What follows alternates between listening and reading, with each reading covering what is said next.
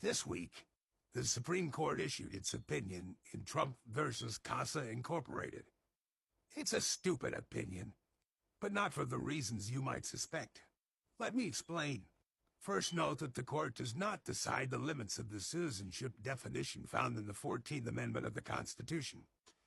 That issue is saved for another day. Instead, the court is solely concerned with the matter of statutory construction, the meaning of the word equity in the Judiciary Act of 1789. According to the court, the meaning of the word equity does not permit so-called nationwide injunctions issued in the citizenship cases and many others in the last few years.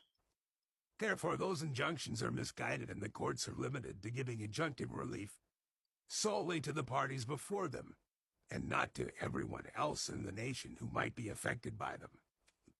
You must wonder why equitable relief is so limited.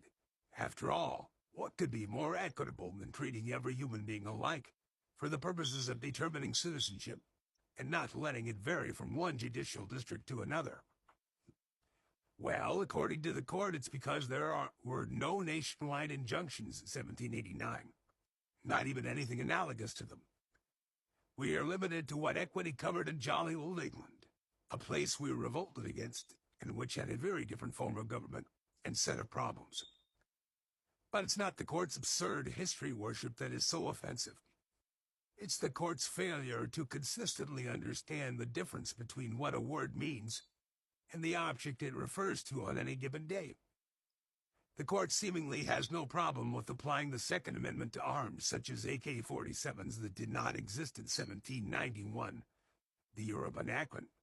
Yet equity can only apply to the specific actions that existed in 1789, freezing the word's meaning to the limitations of a day more than 200 years ago. I guess the court cares more about murders than being consistent. Just stupid. One more thing.